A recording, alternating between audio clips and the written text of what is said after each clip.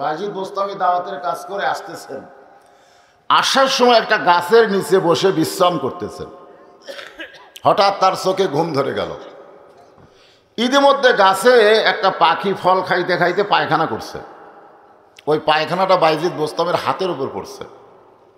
পাখি পায়খানা করার সঙ্গে সঙ্গে গরম লাগছে, এই পায়খানাটা গরম। বাইজিদ বোস্তাম ঘুম থেকে চেতন পেয়ে শুধু বলেছে, পাখি তুই আমার পায়খানা করে দিলি। বলা মাত্রই পাখি পুড়ে ছারখার। বাইজিদ বোস্তামি মনের মধ্যে একটা তৃপ্তি নিল যে আমি পাখি বলতেই পাখি পুড়ে যায়, আল্লাহ আমাকে বিশাল কিছু দান করছে। আজকে যে মায়েরা পর্দার অন্তরালে বসে আছেন, মাগরিব থেকে এ পর্যন্ত আপনাদের কোনো ওয়াজ হয়নি, আমি আপনাদেরকে ওয়াজ শোনাবো ইনশাআল্লাহ। কারণ একজন মা ভালো তো আমাকেরই লাভ, ঠিক কিনা বলেন? একটা ভালো মায়ের পেট থেকে সন্তান এসেছে আব্দুল কাদের জিলানী, ভালো মায়ের পেট থেকে। উম্মুল খয়ের ফাতেমা, ভালো মা না খারাপ মা? ভালো মা। সন্তানকে যখন লেখাপড়া করতে দিয়েছিল ওই সময় তার পকেটের মধ্যে সেলাই করে 40টা টাকা দিয়েছিল। আর একটা কথা বলেছিল, কখনো মিথ্যা কথা বলবি না। একটা কথাই শিক্ষা দিয়েছিল, কখনো মিথ্যা বলবি না। ডাকাত জল যখন ধরল, সেই সময় 40 টাকা কিন্তু কম না। সবার কাছ থেকে সব কিছু নিয়ে গেল। ওরে আইসাক ডাকাত বলতেছে, এই পুচকা তোর কাছে কিছু আছে? তখন এই ছোট্ট বালটা বলতেছে, আমার কাছে 40 টাকা আছে। ডাকাতি চুম করছে, ওরে সর্বনাশ, সকলের কাছ থেকে মিলে 40 হয়নি, আর এর কাছে 40 কোথায়? বলে আমার বগলের তলে মা পকেট সেলাই করে দিছে। ডাকাত দল টাকাগুলো বের করে ছেলের কপালে চুমা দিয়ে বললেন, তুমি মিথ্যা বললে তো আমরা টাকা পাইতাম না। বলে আমার মা বলেছে কখনো মিথ্যা কথা বলবি না। সমস্ত ডাকাত টাকাগুলো তার পায়ে দিয়ে বলল, তুমি আমাদেরকে কলেমা পড়ে তওবা পড়ে ভালো মানুষ করে দাও। জোরে কর সুবহানাল্লাহ। গভীর রাত্রে মা চিৎকার করে বলল, বাইজিদ পানি পান করব। গোটা ঘর খুঁজে বাইজিদ পানি পাইল না। অনেক দূরে পানি আনতে গিয়া এসে দেখে মা ঘুমায় গেছে। এক গ্লাস পানি হাতের মধ্যে নিয়ে বাইজিদ দাঁড়িয়ে থাকে, কখন মা আবার চেতন পায়া পানি বলে। কিন্তু ফজর আজান হয়ে গেল। মা চেতন পেয়ে দেখে বাইজিদ পানির গিলাস না দাঁড়িয়ে আছে। এই শীতের মধ্যে পানির গিলাস না কেন দাঁড়ায় বাজান? বলে মা গভীর রাত্রে পানি বলে চিৎকার দিলে, কিন্তু ঘরের মধ্যে পানি নাই। বাহির থেকে পানি এনে দেখি তুমি ঘুমায় গেছো। আবার যদি পানি বলো, আমি যদি দিবার না পারি। সঙ্গে সঙ্গে বাইজিদকে বুকের মধ্যে জড়ে ধরে বলে, বাবু যে সন্তান মায়ের শিওরে পানি নিয়ে ঘন্টার পর ঘন্টা দাঁড়ায় থাকে, আমি মা হয়ে দোয়া করি সুলতানুল আরেফিন অলিদের অলি তারে বানায়া দাও। মায়ের দোয়ায় বাইজিদ বোস্তামি আল্লাহর অলি সুলতানুল আরেফিন। ধরে গান সুবহানাল্লাহ। বাইজিদ বোস্তামির জীবনে আমি পড়েছি, উনি সবসময় দাওয়াতের কাজে থাকতেন। দাওয়াত, আল্লাহ কোরআনে বলেছেন, ওয়ামান আহসানু কাওলাম মিম্মান দাআ ইলাল্লাহ ওয়া আমিলা সালিহান ওয়া ক্বালা ইন্নানী মিনাল মুসলিমিন। আল্লাহু আকবার। ওই ব্যক্তির চাইতে উত্তম কোনো ব্যক্তি নাই যে ব্যক্তি আল্লাহ রাস্তায় মানুষকে দাওয়াত দেয়। দাওয়াতের কাজ করা সহজ না কঠিন? জোরে কোন সহজ না কঠিন? সহজ। বাইজিদ বোস্তামি দাওয়াতের কাজ করে আসতেছেন। আসার সময় একটা গাছের নিচে বসে বিশ্রাম করতেছেন। হঠাৎ তার চোখে ঘুম ধরে গেল। ইতিমধ্যে গাছে একটা পাখি ফল খাইতে খাইতে পায়খানা করছে। ওই পায়খানাটা বাইজিদ বোস্তামের হাতের উপর পড়ছে। পাখি পায়খানা করার সঙ্গে সঙ্গে গরম লাগছে, এই পায়খানাটা গরম। বাইজিদ বোস্তাম ঘুম থেকে চেতন পেয়ে শুধু বলেছে, পাখি তুই আমার পায়খানা করে দিলি। বলা মাত্রই পাখি পুড়ে ছারখার।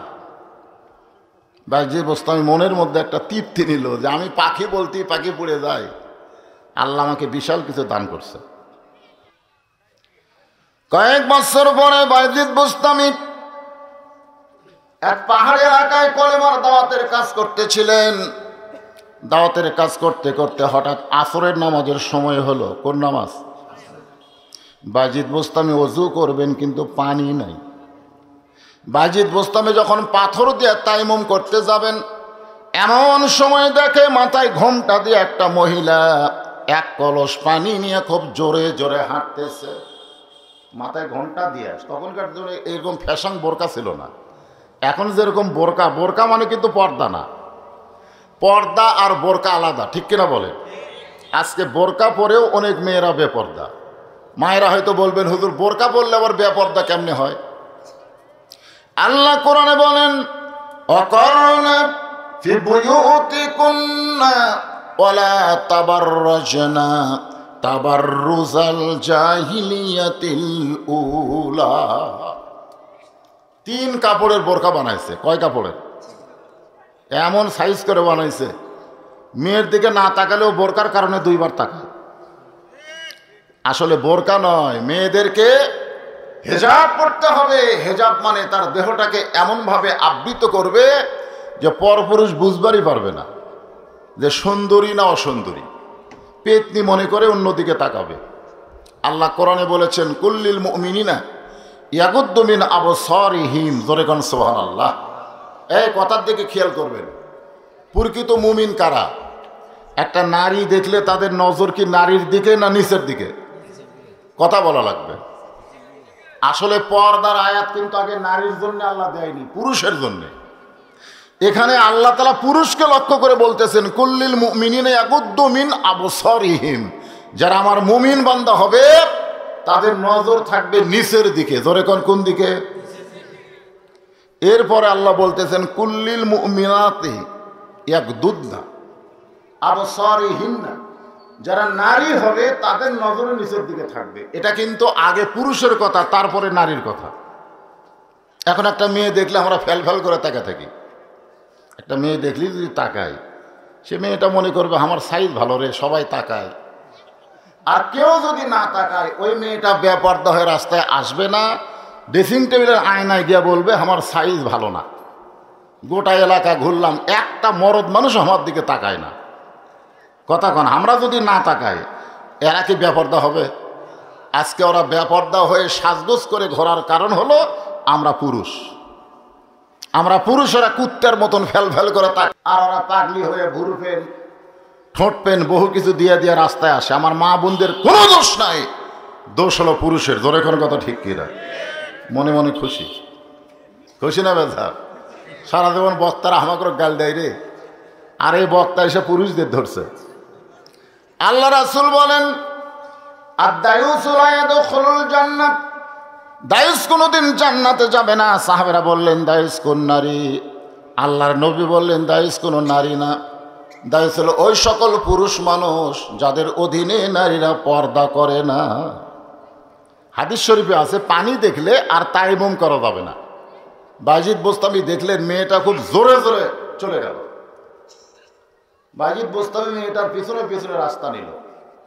মেয়েটা একটা পাহাড়ের পাশে ঝুবড়ি বাড়িতে ঢুকলো। বাজিদ বোস্তামি দরজায় গিয়ে বললেন, মা, মারে, আমি আসরের নামাজ পড়বো মা, তায়াম্মুম করতে গিয়ে তোমার কাঁকালে কলস ভরা পানি দেখলাম, আমার 1 লোটা পানি দাও, আমি একটু ওযু করে নামাজ পড়তে চাই। মেয়েটা কোনো কথা বলে না। বাজিদ আবার রাগ করে বললেন, মা, আমি 1 লোটা পানি চাই, তুমি বাড়ির মধ্যে এখনই ঢুকলে, কথা কও না কেন? মেয়েটা মুখের মধ্যে আঙ্গুল দিয়ে বলে, বাজিদ, এটা এমন ধমক দিও না, এটা পাখি মারা না, যে তোমার ধমকে পাখি মরবে, আমি সেই পাখি না। ধরে এখন সুবহানাল্লাহ। বাজিদ চমকে গেল যে কয়েক বছর আগে পাখি মারার ঘটনা এক আল্লাহ ছাড়া দুনিয়ার কেউ জানে না। আল্লাহ ছাড়া দুনিয়ার কেউ জানে না। আর আমার নাম বাজিদ। এই পাহাড়ের ঝুবড়ি ঘরের মেয়েটা কেমনে জানলো? বাজিদ বোস্তামি আশ্চর্য হয়ে গেলেন। আল্লাহর ওলি বাজিদ ওই ঝুবড়ি ঘরের দরজার মাটি দিয়া তায়াম্মুম করে ওই জায়গায় 4 রাকাত আসরের নামাজ আদায় করলেন। আর দরজার কাছে বসে থেকে চিন্তা শুরু করলেন, আমার নাম বাজিদ, কয়েক বছর আগে পাখি মারার ঘটনা, এটা মেয়েটা কেমনে জানলো? এটা না জানা পর্যন্ত আমি দরজা ছাড়ব। মায়েরা শোনেন, একজন নারী আমলের গুণে কদ্দূর পর্যন্ত পৌঁছতে পারে, আবার একজন নারী কতটুকু খারাপি করতে পারে, এটা বাইজিদের জীবনে আছে। তিনি যখন হুজরাখানায় ঢুকলেন, হুজরাখানা পর্যন্ত পীরের দরবারে ঢুকলেন, ঢুকে তাকে মুরিদেরা জিকির করতেছে, নাউজুবিল্লাহ নাউজুবিল্লাহ নাউজুবিল্লাহ। বাইজিদ ধমক দেব, আফজালু জিকির লা ইলাহা ইল্লাল্লাহ, উত্তম জিকির হলো লা ইলাহা ইল্লাল্লাহ। তোমরা লা ইলাহা ইল্লাল্লাহ বাদ দিয়ে নাউজুবিল্লাহ জিকির করো। মুরিদগুলো বলতে যে হুজুর আপনি শুনলেও নাউজুবিল্লাহ পড়বেন। বাইজিদ বস্তায় বলে কি হয়েছে? বলে বাগদাদের উত্তর সাইটে, বাগদাদ শহরের উত্তর এলাকায় একটা সুন্দরী মেয়ে, পরিমণি। সুন্দরী মেয়ে কি? পরিমণি। বাংলাদেশে একটা সুন্দরী আছে, মাঝে মধ্যে গামছা পরা ড্যান্স দেয়, এর নাম হলো পরিমণি। জোরেখানের নাম কি? ওইকে আসলে পরি। একটা সুন্দরী মেয়ে পরিমণি ঘর ভাড়া নিয়ে দেহ ব্যবসা করতেছে, আর ওই মেয়ের পাল্লায় পড়ে হাজার হাজার যুবক চরিত্র নষ্ট করতেছে। আপনাদের সাধু বাড়িতে একটা মেয়ে যদি খারাপ হয়, গোটা পাড়ার যুবকদের খারাপ করবে। জোরে কোন কথা ঠিক কিনা? একটা মেয়ে যদি খারাপ হয়, বেশি মেয়ে খারাপ লাগে না, একটা খারাপ মেয়ের কারণে গোটা দেশও নষ্ট হয়ে যায়। জোরে কোন কথা ঠিক কিনা? বেকায়দা, বেকায়দা। জোরে কোন কি কায়দা? বেকায়দা। বুঝতে পারতেছেন না? আমি টাঙ্গাইলে ওয়াজ করছি যে মেয়েরা যদি জোরে কথা বলে, ওই কথা শোনা পরপুরুষের জন্য জায়েজ নাই। মেয়েদের কথাও পর্দা। এই মায়েরা জোরে কথা বলবেন না, এই কথা যেই বলছি, এক মেয়ে একটা চিনতে আমারে দিছে, ওখানে লেখা আছে হুজুর মেয়েরা জোরে কথা বললে পুরুষের জন্য শোনা যদি হারাম হয়, তাহলে বর্তমান প্রধানমন্ত্রী যখন ভাষণ দেয়, এই ভাষণ শোনা কি? আমি তো স্লিপ পায়ে চিন্তা পড়ে গেলাম। এখন যদি আমি ডাইরেক্ট ফতুয়া দেই, তাহলে আমাকে আর যমুনা পার হওয়া লাগবে না, ওই পারে আমাকে গ্রেফতার করবে। ঠিক কিনা? আমি চিন্তা করলাম কি বলা যায়। বর্তমান পরিবেশে সব কথা তো ডাইরেক্ট বলা যাচ্ছে না। এমন সময় আল্লাহর কোরআন বলতেছেন, উদউ ইলা সাবিলি রাব্বিকা বিল হিকমাহ মাউইজাতিল লিল হাসানা। জোরে বলেন সুবহানাল্লাহ। হুজুর ওই মেয়েটার পাল্লাত পড়ে হাজার হাজার যুবক চরিত্র নষ্ট করতেছে, আর এই কারণে আমরা নাউজুবিল্লাহ জিকির করতেছি। বাজিদ বোস্তামি বললেন, তোমরা যদি কোটি মুরিদ হও আর নাউজুবিল্লাহ যদি জিকির দিয়ে ফেনা তোলো, তারপরে ওই খারাপ মেয়েটার হাত থেকে যুবকদের বাঁচাবার পারবা না। আজকে আমরা নাউজুবিল্লাহ জিকির করি না। রাস্তায় একজন ডানায় পেশাব করতেছে, ওইটা দেখে মসজিদের ভিতরে এসে বলতেছে নাউজুবিল্লাহ। ছেলেগুলো এমন ফুল প্যান্ট পরে রে, আর বসবার পারে না। ফুট ভিলেজের মধ্যে ঢুকলে দেখবেন বসে তাকে পেশাব করার পেশাবখানায় নাই, সবগুলো দাঁড়ায় থাকে। জোরে করে কথা ঠিক কিনা? সবগুলা খাড়া হয়ে মারা। আমি একদিন ঢুকে বসে তাকে পেশাব করবো। আমি বললাম ক্যারি ভাই খুঁজি, আমি বসে তাকে পেশাব করবো, একটাও নাই কেন? বলে হুজুর আপনি পায়খানা ঢোকেন। আর আমি পেশাব করবো, বলে বসে থেকে করলে পায়খানাতে করা লাগবে, আর খাড়া হয়ে করলে এটা মারেন। আপনারা বলেন দাঁড়ায় পেশাব করা এটা কি মানুষের চরিত্র না কুত্তের চরিত্র? কথা কন না কেন? আজকে ফুট ভিলেজ মানুষ থনি সবগুলা কুত্তে বানাছে, যে খাড়ায় মার। এখন ওইটা দেখে যদি আমি নাউজুবিল্লাহ জিকির করি যে যুবকেরা সব নষ্ট হয়ে গেল, আমার দেখা দেখে আর একজন নাউজুবিল্লাহ করতেছে, এরকম 100 জন নাউজুবিল্লাহ জিকির করলো, ওই দাঁড়ানো যুবককে বসান যাবে? কি করা লাগবে? ওই যেখানে পেশাব করতেছে বিলাই যেমন ইন্দুর ধরে চুপি চুপি যায়, আর পিছনে গিয়ে নাউজুবিল্লাহ, ওই এত জোরে সেন্টান্ডি চামড়া আটকে যাবে। জোরে কোন কথা ঠিক কিনা? কারণ যেখানে মারা লাগবে সেখানেই মারতে হবে। বাজিদ বোস্তামি বললেন, আর হুজরাখানার মধ্যে তোমরা নাউজুবিল্লাহর জিকির করে ফেনা তুললেও ওই খারাপ মেয়ের হাত থেকে যুবকদের বাঁচাবার পারবা না। মুরিদগুলো হুজুর তাহলে কি করা লাগবে? বাজিদ বোস্তামি বললেন, ওই খারাপ মেয়েটার কাছে যাওয়া লাগবে। কি করা লাগবে? সমস্ত মুরিদ কয় নাউজুবিল্লাহ।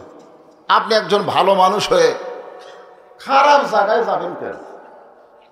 আমাদের মতন আলেমরা যদি এমপিতে দাঁড়ায়, অনেকেই বলবে নাউজুবিল্লাহ, হুজুর আপনি কি গম চুরি করবেন? আপনি কি তেল চুরি করবেন? আপনি কেন চেয়ারম্যান? আপনি কেন এমপি? আরে বাংলাদেশে শোনেন, ভালো মানুষগুলো ভালো জায়গা যাওয়া পারে নাই, এই জন্য খারাপ মানুষ গিয়া ভালো জায়গায় খারাপ করতেছে। ধরে কোন কথা কন না কেন? হ্যাঁ, বাইজিদ বোস্তামি বললেন ওই মেয়েটার কাছে যাইতে হবে। মুরিদগুলো বলে না, একজন বেশ্যা পতিতা মেয়ের কাছে ভালো মানুষ কোনোদিন যাবার পারবে?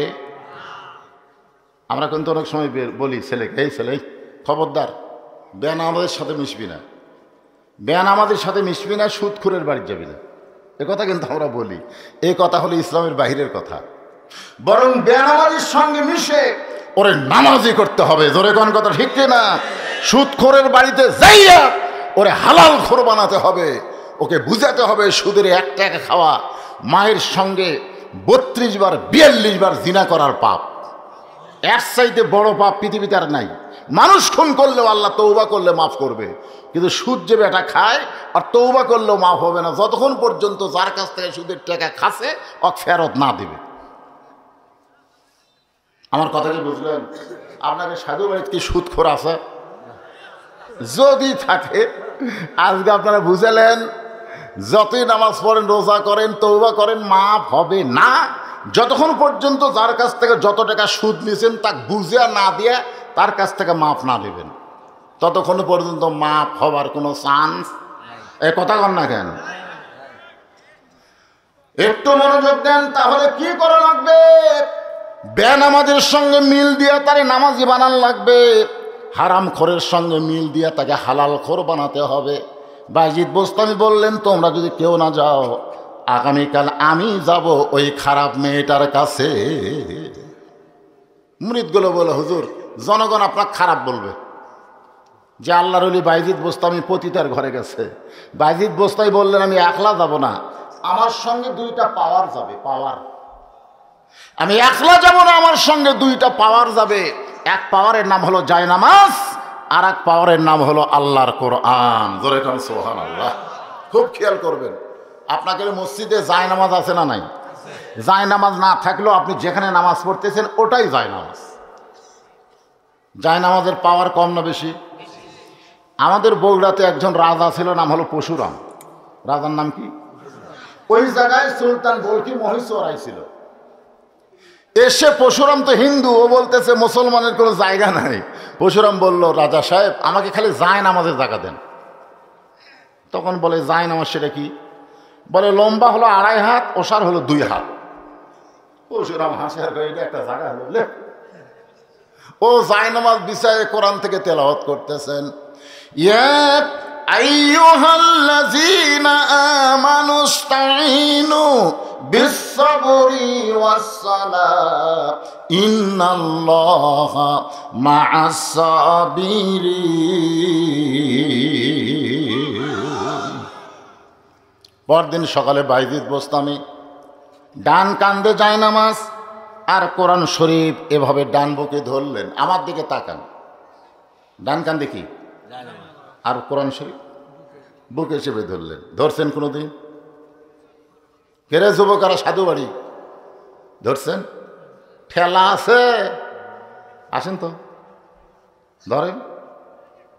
লা ইয়ামাসসুহু ইল্লাল মুতাহহারুন। তুমি ততক্ষণ পর্যন্ত স্পর্শ করতে পারবা না যতক্ষণ তুমি পবিত্র না হবা। যেই কোরআন ধরতে গেলে পবিত্র হতে হয়, সেই কোরআন যদি বাংলার জনগণ গ্রহণ করে, তুই মুই আবু জেহেল মার্কার নেতা বাংলার জমিনে কোনদিন চান্স পাবে না। জোরে কোন কথা ঠিক কিনা?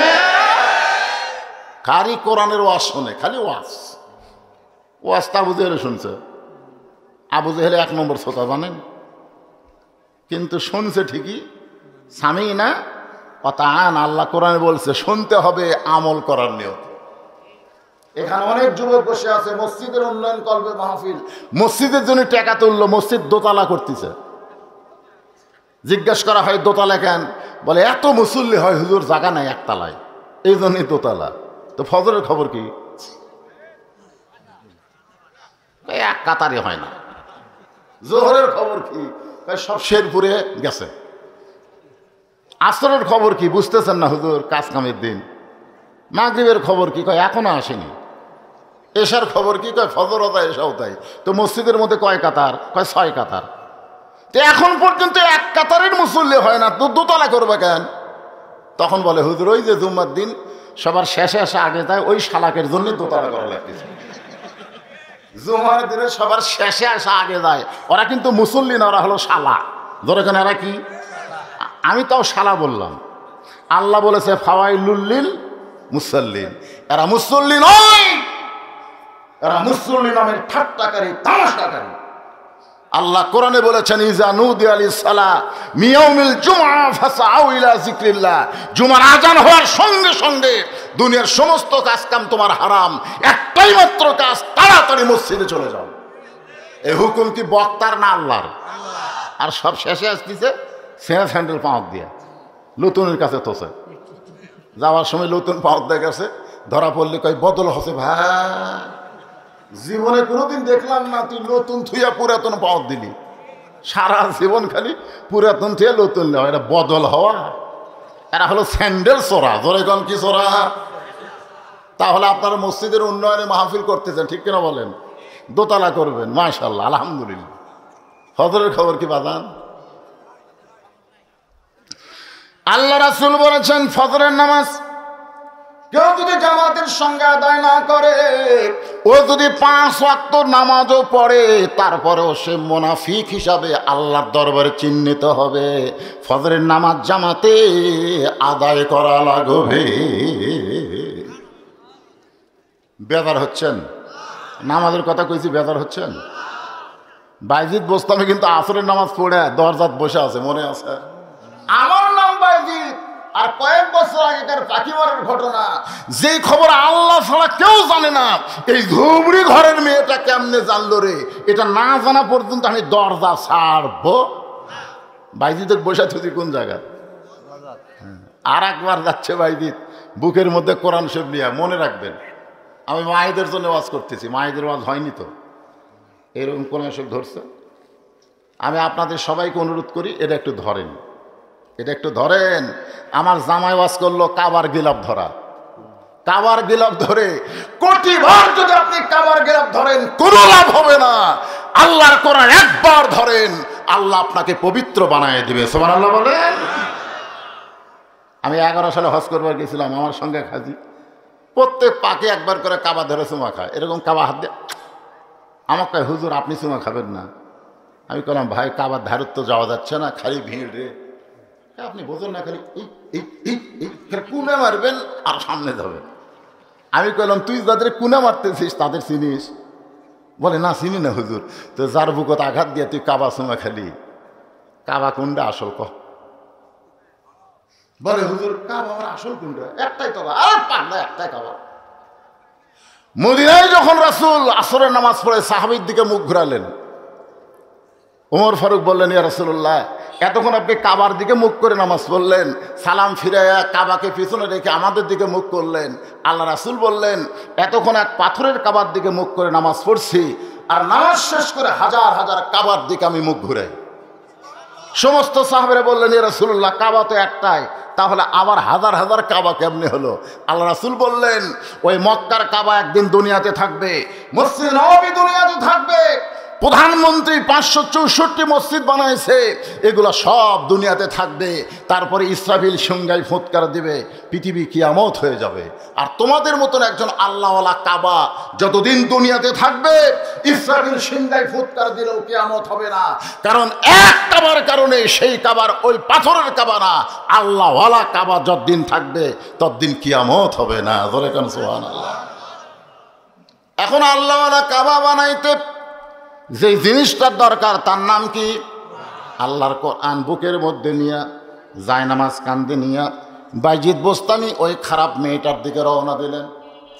রাস্তার মধ্যে সবাই নাউজুবিল্লাহ নাউজুবিল্লাহ বলতেছে। বাইজিদ একজন আল্লাহর ওলি হয়ে খারাপ মেয়ের দিকে যায়। বাইজিদ বোস্তামি কারো কথা না শুনে সরাসরি মেয়েটার ঘরের দরজায় একটা সালাম দিলেন, আসসালামু আলাইকুম ইয়া আহলাল বাইত।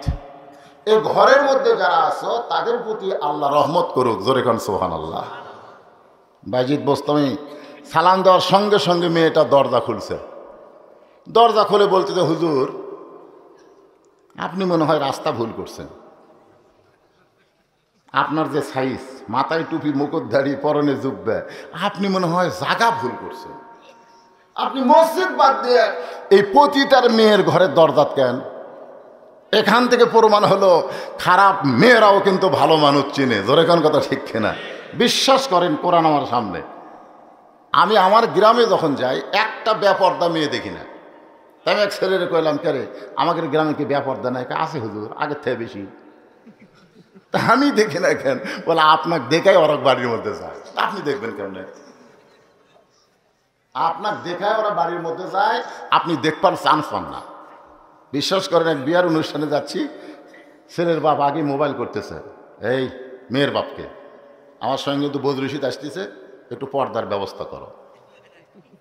আমি যাই দেখলাম মাশাআল্লাহ খুব পর্দা। আমি বললাম ভাই আপনার ছেলেকে এমন জায়গায় বিয়ে করাচ্ছেন, খুব ভালো পরিবেশ, ভালো পর্দা আছে। সাইড থেকে একজন বলতে হুজুর আপনার কারণে। আমি বললাম আমার কারণে কেন? বলে আপনি বক্তা মানুষ, বেপর্দা দেখলে ওয়াজত করবেন, এই জন্য আগেই আর সাইজ আছে। তখন আমি বুকের থাবা দিয়ে বললাম এরা কয় মরদ, মরদের কারণেই পর্দা হয়, হিজড়ার কারণে কোনোদিন পর্দা হয় না। তোমরা হলে হিজড়া আর আলেমরা হচ্ছে মরদ, জোরে কোন কথা ঠিক কিনা? আপনি রাস্তা দিয়ে যাবেন, সাধুবাড়ি কন আর যেখানেই কন, বৌদি দেখলি মেয়েটা মাথার ঘুমটা দেয়, মরদ যাচ্ছে রে।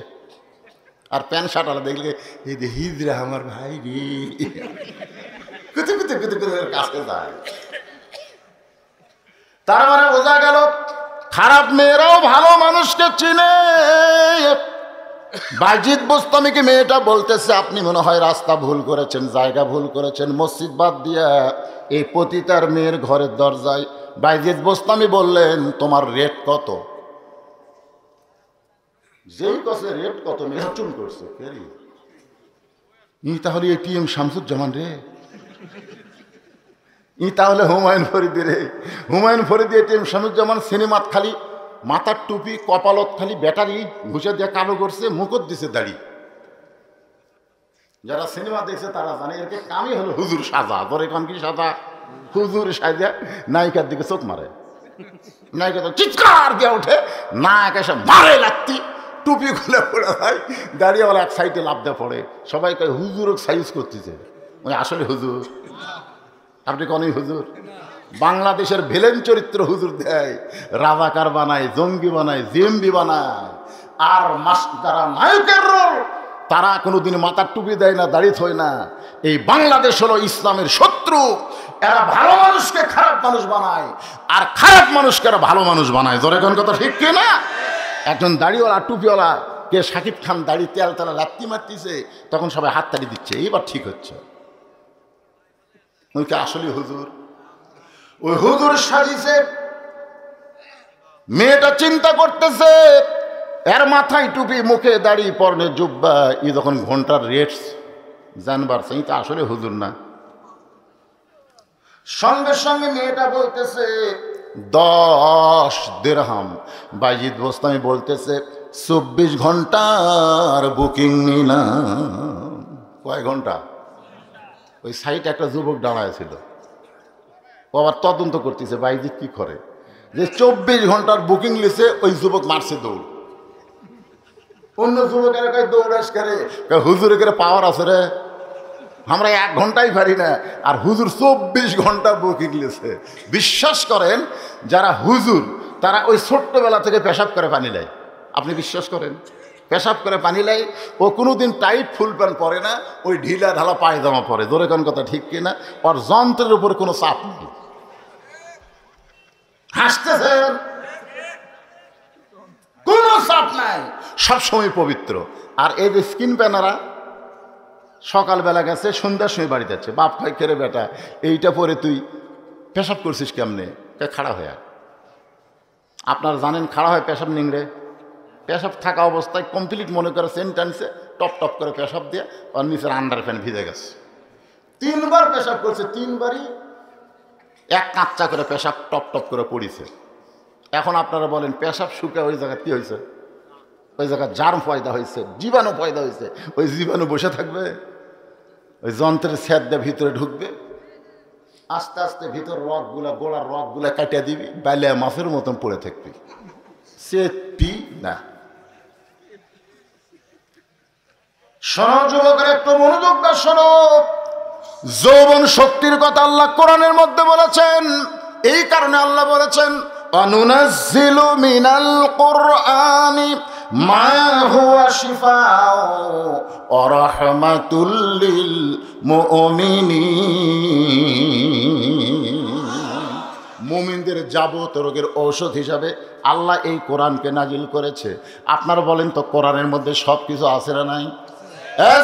আছে না নাই? যুবক একটু মনোযোগ দাও, শোনো। তোমাদের যৌবন কেমন ভাবে ধরে রাখছো আল্লাহ ভালো জানে। তবে পরিবেশ যা দেখতেছি এতে বিশ্বাস হয় যুবকদের যৌবন শক্তি তেমন নাই।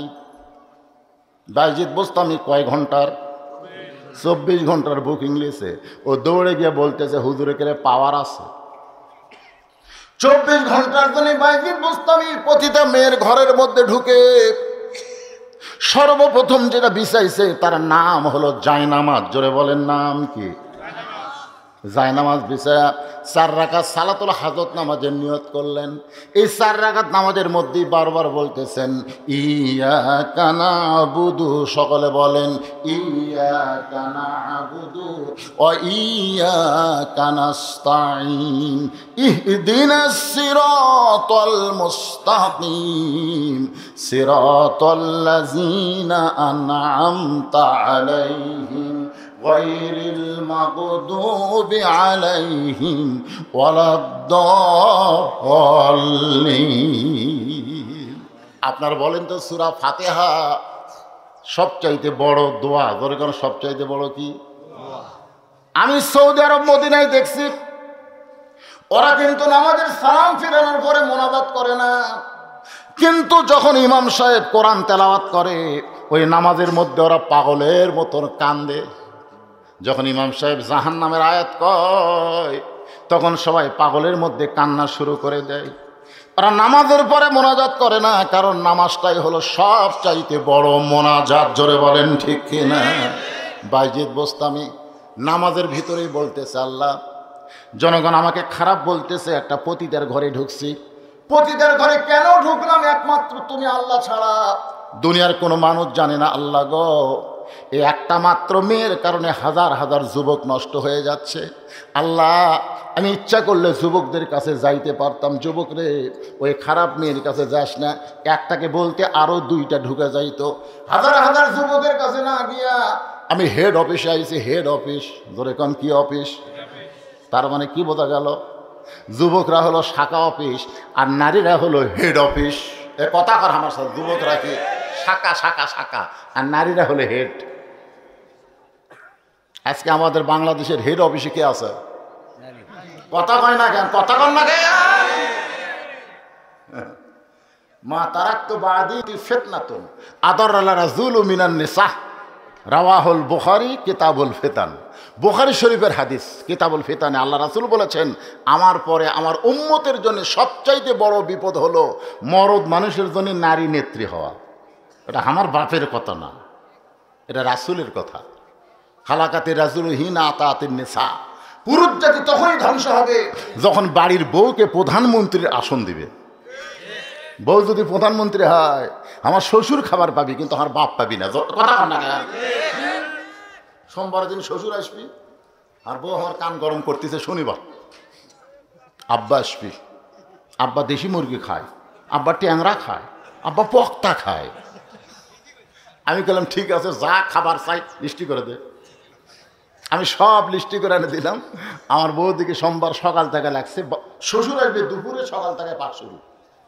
শ্বশুর আসা মাত্রই মিষ্টি টিষ্টি দই মিষ্টি যা দিল, তারপরে দুপুরে যা খাওয়া ভাই, আমার শ্বশুর খাবারই পারতেছে না, তারপর আরেক টুকরা দেয়।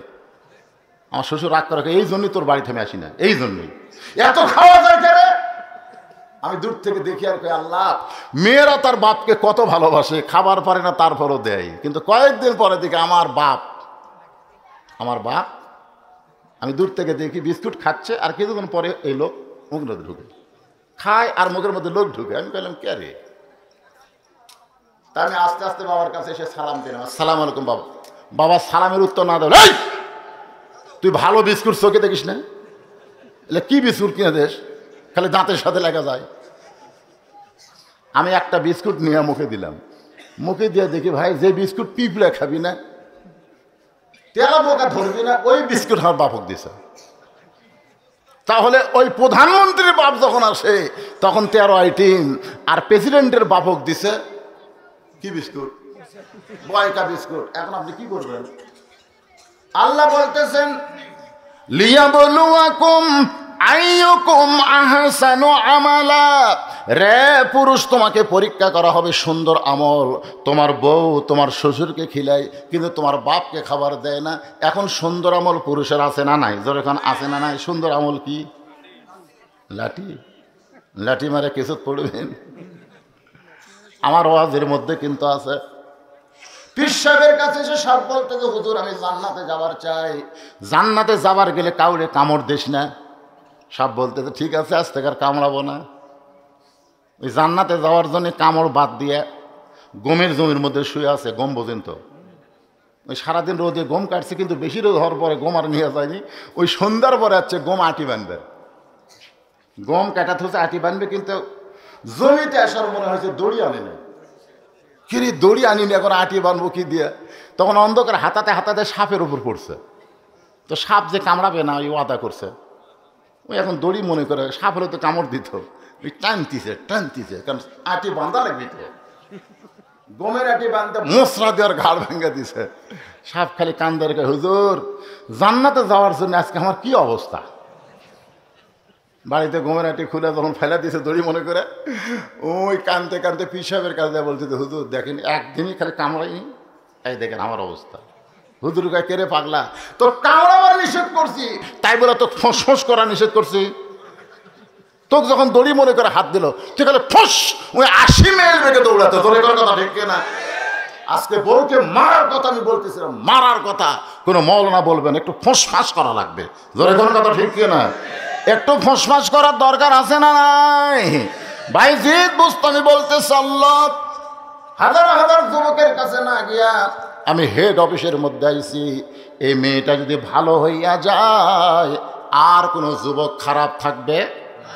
আজকে আমাদের মা বোনেরা যদি ভালো হয়ে যায়, তাহলে একটা যুবকও খারাপ থাকবে না।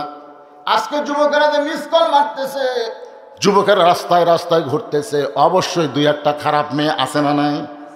এই মায়েদের বলবো, আপনারা অত্যন্ত দামি মা, অত্যন্ত দাম আপনাদের বেশি। একটু মনোযোগ দিয়ে শোনেন। বাইজিদ বোস্তামি, মাগরিবের নামাজ হয়ে গেল, ওই দরজার কোন আমলের কারণে পাখি মারার ঘটনা, আমার নাম বাইজিদ, এই ঝুবড়ি ঘরের মেয়ে কয় না শোনা পর্যন্ত আমি যাব। মাগরিবের নামাজ হয়ে গেল, তারপরও বাইজিদ বোস্তামি জানার সুযোগ পাইল না। এশার নামাজ হয়ে গেল, বাইজিদ বোস্তামি ওই দরজায় এশার নামাজ আদায় করলেন। এশার নামাজ পড়ার পরে একজন মাতাল, ধরে কোন একজন কি, একজন মাতাল মাতলামি করতে করতে ওই ঝুবড়ি বাড়ির মধ্যে ঢুকলো। বাইজিদ বোস্তামি আশ্চর্য হয়ে গেল, যে মেয়েটা আমার নাম বাইজিদ, কয়েক বছর আগেকার পাখি মারার ঘটনা বলে, সেই মেয়েটার ঘরের মধ্যে একটা মাতাল ব্যক্তি ঢোকে। এই ব্যক্তিটাকে কান ফালায় বাইজিদ বোস্তামি শুনতে পায়, সমানে মেয়েটাকে মারতেছে। মেয়েটা কোনো শব্দ করতেছে না, সমানে মারতেছে, কিন্তু মারের সাউন্ড শোনা যায়, কিন্তু কান্নার সাউন্ড শোনা যায় না। কারণ মেয়েটা তার স্বামীকে এত ভক্তি করে, যদি জোরে জোরে কান্দে তাহলে আশেপাশের লোক জানতে পারবে। এই জন্য কান্নাকে হজম করে পিটন খাচ্ছে। মারতে মারতে মাতাল এক সময় মাতলামি করতে করতে ঘুমায়া যায়। ঘুম থেকে যখন চেতন পাইছে, তখন ওই স্বামী বউটাকে বলতেছে, কে তোর নাক কাটে গেছে কেন, তোর কান কাটে গেছে কেন? বউ বলতে, তুমি মাতাল হইয়া প্রতিদিন আমাকে মারো, আজকেও তো মারছো। স্বামী চিৎকার করে বলে, মাতাল হয়ে আমি তোকে এত মারি, তারপরে তুই আমার এই ঝুবড়ি বাড়িতে থাকিস কেন? বলে, আপনি আমার স্বামী, আল্লাহ রাসূল বলেছেন আল্লাহর পরে কাউকে যদি সেজদা দেওয়ার হুকুম থাকতো তাহলে প্রত্যেকটা বউকে বলতাম তার স্বামীর পায়ে সেজদা কর। নবীর হাদিসকে মানতে গিয়া আল্লাহর পরেই হলেন আপনি। এই জন্য এত নির্যাতনের পরেও আমি আপনাকে ছেড়ে যাইতে পারি না। মাতাল স্বামী বলে, কেরে পাগলি, আমি আসার সময় দেখলাম দরজায় বসে কে যেন একটা জিকির করতেছে। যদি আমি মাতাল, কিন্তু আসার সময় দেখলাম দরজার পাশে কে যেন একটা বসে জিকির করতেছে। বউ বলতেছে তার নাম হলো বাইজিদ। জোরে বলেন সুবহানাল্লাহ। আসরের নামাজের সময় আইছে, এশার নামাজ পর্যন্ত দরজায় পড়েছে। স্বামী চিল্লায় বলে, কোন বাইজিদ, এটা কোন বাইজিদ? বউ বলতেছে গোটা পৃথিবীর মধ্যে যিনি সুলতানুল আরিফিন, গোটা পৃথিবীর মধ্যে যিনি সবচাইতে বড় অলি তিনি। স্বামী কই, কে রে? তোর বাড়ির দরজাত আল্লাহর অলি বাইজিদ বসে আছে কেন? বলে, এক লোটা পানি নিবে। এই পানি দেইনি দেখে রাগ করে বসে আছে। স্বামী কই, দে পানি। এক কলসি পানি যা ছিল সব লেগে গেছে। হুজুর এই যে পানি দিয়েছি। বাইজিদ বসনে বলতেছেন, আমি বুঝবার পারছি তোর বইয়ের আমল, আমি বুঝতে পারছি তোর বইয়ের আমল। তোর বউ তোকে এত ভক্তি করে, এখন সত্যি করে বলতো তুই কি কইছিস? মাতাল তো তখন আর মাতাল নাই, তখন বলতেছে, হুজুর আমি যে বউটা এত পিটন খাওয়ার পরেও আমার বাড়ি ছাড়ে না, আমি তাকে আল্লাহর কাছে দোয়া করছি, আল্লাহ আমার বউকে তুমি তোমার আল্লাহর ওলি বান্দির দরজা দিয়ে দাও। জোরে কোন সুবহানাল্লাহ। আমি মাতাল, তারপর আমার বাড়ি ছাড়ে না, এই কারণে আমি স্বামী হয়ে দোয়া করেছি। আমার দোয়া আল্লাহ কবুল করছে কিনা জানি না। আমার মায়েদের বলতেছে, মা স্বামী যতই খারাপ হোক না কেন তারপরও স্বামীর বাধ্য থাকতে হবে। স্বামীর বাধ্য যদি আপনি থাকেন তাহলে আল্লাহর ওলি বাইজিদ পর্যন্ত আল্লাহ আপনাকে পৌঁছায় দিবে। জোরে কোন সুবহানাল্লাহ। আজকে অধিকাংশ নারীরা স্বামীর বাধ্য না। জোরে কোন কথা ঠিক কিনা? কথা কন না কেন আপনারা? অধিকাংশ মেয়েরা স্বামীর বাধ্য নয়। আর 2 নম্বর হলো মা, আপনাকে পর্দার মধ্যে থাকতে হবে।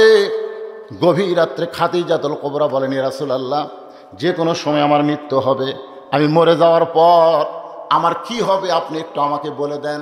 আল্লাহ রাসূল বলে, খাদিজা তুমি যখন শুনতে চাও তাহলে শোনো। এই দুনিয়াতে 10 জন পুরুষকে আল্লাহ জান্নাতের সার্টিফিকেট দিয়েছে, 10 জন নারীকেও আল্লাহ জান্নাতের সার্টিফিকেট দিয়েছে। আমি রাসূল বলতেছি পুরুষের মধ্যে 1 নম্বর আবু বকর, আর নারীদের মধ্যে 1 নম্বর হলো খাদিজাতুল কুবরা। মা খাদিজা মুসকি মুসকি হাসতেছে। আল্লাহ রাসূল কাফেরকে বললেন, খাদিজা নারীদের মধ্যে আপনি 1 নম্বর, 2 নম্বর কে হলে ভালো হয়? খাদিজা বলতেছে, হুজুর আমার মেয়ে ফাতেমাকে আল্লাহ যেন 2 নম্বর জান্নাতি ঘোষণা করে। আল্লাহ রাসূল বললেন, ফাতেমা তো জান্নাতি না, আল্লাহ কেমনে ঘোষণা করবে? খাদিজা বলে, হুজুর কোন কি, ফাতেমা জান্নাতি না। রাসূল বললেন, ফাতেমা জান্নাতি কেন হবে? ফাতেমা হচ্ছে জান্নাতি নারীদের নেত্রী। যেই বয়সে নেত্রী। খাদিজা বলে, কোন আমলের কারণে ফাতেমা জান্নাতি নারীদের নেত্রী হলো? সে আমলটা আমিও করবার চাই। রাসূল বললেন, হবে না, হবে না, কারণ 2 দিক দিয়ে ফাতেমা তোমার চাইতে উপরে আছে। তুমি খাদিজা বলো তো কত বছর বয়সে ইসলাম গ্রহণ করছো? খাদিজা বলতেছে 55 বছর বয়সে। তাহলে 55 বছর বয়স পর্যন্ত তুমি কি ছিলে? বলে, আমি কাফের ছিলাম। আর ফাতেমা কখন ইসলাম গ্রহণ করছে? খাদিজা বলতেছে ফাতেমা জন্মসূত্রেই জান্নাতি। ধরে গেল সুবহানাল্লাহ। আল্লাহর নবী বলে, খাদিজা দুনিয়ার কত পুরুষ মানুষ আপনার চেহারা দেখছে, দুনিয়ার কত পুরুষ মানুষ বলতে পারে আপনার নাক কেমন, চোখ কেমন, কান কেমন। খাদিজা বলতেছে, হুজুর 40 বছরে যখন আপনাকে স্বামী বলে স্বীকার করি তখন মক্কার সবচাইতে ধনী ছিলাম। আমি অনেকগুলো ব্যবসা বাণিজ্য করতাম। এই ব্যবসা বাণিজ্য করতে গিয়ে হাজার হাজার পুরুষের সঙ্গে আমার লেনদেন হয়েছে। ওই পুরুষগুলো আমার চেহারা দেখছে, আমার মুখের সাইজ, দাঁতের সাইজ তারা বলতে পারে। রাসূল বলে, খাদিজা ফাতেমার চেহারা দুনিয়ার কত পুরুষ মানুষ দেখেছে, ফাতেমার নাকের সাইজ কেমন, ফাতেমার মুখের সাইজ কেমন, মুখের সাইজ কেমন। খাদিজা কান্দের বলে, রাসূলুল্লাহ আমি মা হইয়া বলতেছি ফাতেমা হলো জন্ম নিয়েছে পর্দার ভিতরে। সুবহানাল্লাহ কোন। রাসূল বলে, ফাতেমা খালি পর্দার মধ্যে জন্ম নেয় নাই, ফাতেমা পর্দার মধ্যে বড় হবে। আবার আমার কলিজার টুকরা ফাতেমা পর্দার মধ্যে দুনিয়া থেকে বিদায় নিবে। আসলেই তাই, গভীর রাত্রে ফাতেমা দুনিয়া থেকে চলে গেল। আমি মায়েদের জন্য বলতেছি, মা হযরত আলী দাফন করার পরে আল্লাহকে বলতেছে, আল্লাহ এই পর্দানিশী ফাতেমাকে তুমি কবুল করো। এই দোয়াটা করার পরে তাকায় দেখে সামনে কয়েকটা পুরাতন কবর দেখা যায়। এইমাত্র ফাতেমার কবর দিয়েছে, সেই কবর আর নাই। গোটা জান্নাতুল বাকি আলী দৌড়ায় আর বলে, ফাতেমার কবর কোথায়? আল্লাহ বলে, আলী রে, ফাতেমা পর্দানিশী, আমি আল্লাহ জোহরা ডিগ্রি দিয়া তার কবরটাকেও পর্দা করে দিয়েছি। বায়েজিদ বোস্তামি নামাজ পড়তেছে, কোন জায়গা পড়ে আছে? হ্যাঁ, পতিতার ঘরে নামাজ পড়ে দোয়া করতেছে কার কাছে? নিজের জন্যই না মেয়েটার জন্য? না, 4 রাকাত নামাজ আদায় করেছে, তারপরও মেয়েটা খালি শাস্তেইছে। বায়েজিদ দেখতেছে না, নামাজ দিয়ে কাম হবি না। বর্তমানে বাংলাদেশে নামাজ দিয়ে কাম হচ্ছে? জোরে বলেন, নামাজ দিয়ে কাম হচ্ছে? আজকে আমরা যারা নামাজি, নামাজ পড়ে দোয়া করতেছি, বহু দোয়া করেছি, কিন্তু কাজ হচ্ছে না। বায়েজিদ বোস্তামি দেখলেন নামাজ দিয়ে যখন কাম হবে না, তখন আল্লাহর কোরআন আর একটা পাওয়ার আছে না নাই? সঙ্গে সঙ্গে বায়েজিদ বোস্তামি কোরআন থেকে তেলাওয়াত করলেন। এ ভাই, মনোযোগ দিয়ে শুনবেন। কয়েকটা হাফেজি মাদ্রাসার ছাত্র উঠে গেছে, যাক, এই ছাত্ররা বেশি রাত ওয়াজ শোনা ঠিক না, মাঝখান থেকে উঠলো না, কি কর? আমি কিছুই বলিনি, কারণ ওরা হলো হাফেজি মাদ্রাসার ছাত্র, ওরা নিজেরাই একটা ওয়াজ, এদেরকে ওয়াজ শোনার দরকার নেই। আমার নিজের বাবার নামে মায়ের নামে হাফেজি মাদ্রাসা ইতিমখানা আছে, আমি জানি। ওরা যখন রাস্তা দিয়ে যায়, ওদের পায়ের তলে ফেরেশতারা নূরের পাখা বিছায় দেয়। ধরে কোন সুবহানাল্লাহ। কারণ ওরা যে কত আমল করে, আশ্চর্য হয়ে যাবেন। এই পুচকা পুচকা বাচ্চারা 5 ওয়াক্ত নামাজ জামাতে পড়ে, এমনকি একটু কোরআন শরীফ যখন হাতে নেয়, তখন হুজুর বলে কম করে হলো 4 রাকাত করে তাহাজ্জুদে নামাজ পড়ো। যারা ওয়াজের ফ্যাক্টরির মধ্যে আছে, তাদেরকে এত রাত ওয়াজ শোনা লাগবে কে? ওরা চলে গেছে, যাক, কোনো সমস্যা নেই। কিন্তু আপনারা যারা আছেন, এই মেন পয়েন্টটা শুনবেন। আমার মা বোনদের জন্য কথা বলতেছে, আপনারা কি বিরক্ত হচ্ছেন? বায়েজিদ বোস্তামি এবার আল্লাহর কোরআন হাতে নিলেন, কোরআন তেলাওয়াত করতেছেন।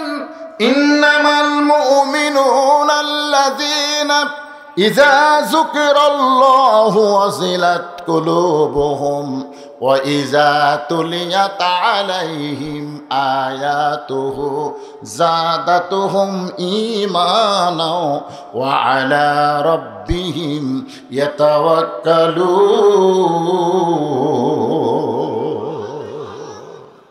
যখন নামাজ পড়ছে, দোয়া করছে, মেয়েটা খালি সাজিয়েছে, জোরে কোন কি করছে?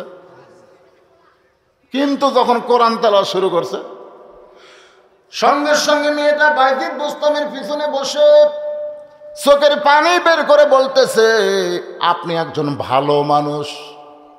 সুবহানাল্লাহ। আপনি যখন ঘন্টার রেট কত বললেন, তখন মনে করেছিলাম আপনি ভুয়া হুজুর।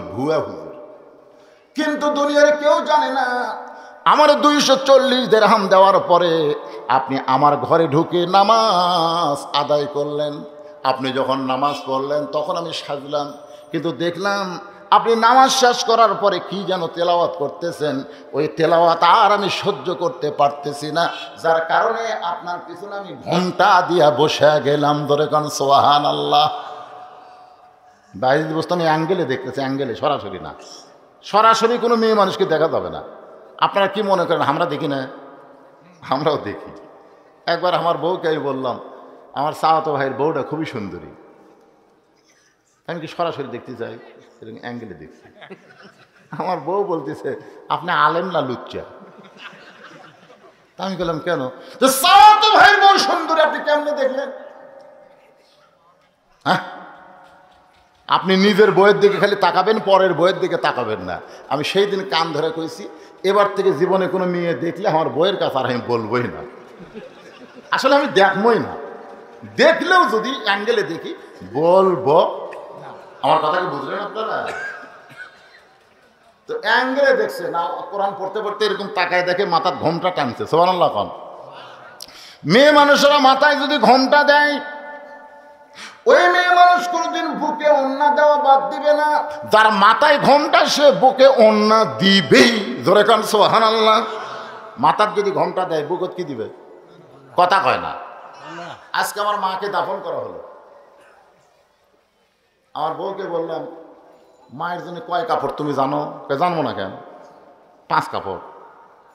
তো 5 কাপড় কোন কোন জায়গাতে? আমরা পুরুষ মানুষ 3 কাপড়, আর মেয়েদের 5 কাপড় কেন? আর বউ বলতেছে, একটা হলো মাথা বান, আর একটা হলো সিনা বান্ত। একটা হলো মাথার দেওয়া আর একটা হলো সিনার দেওয়া।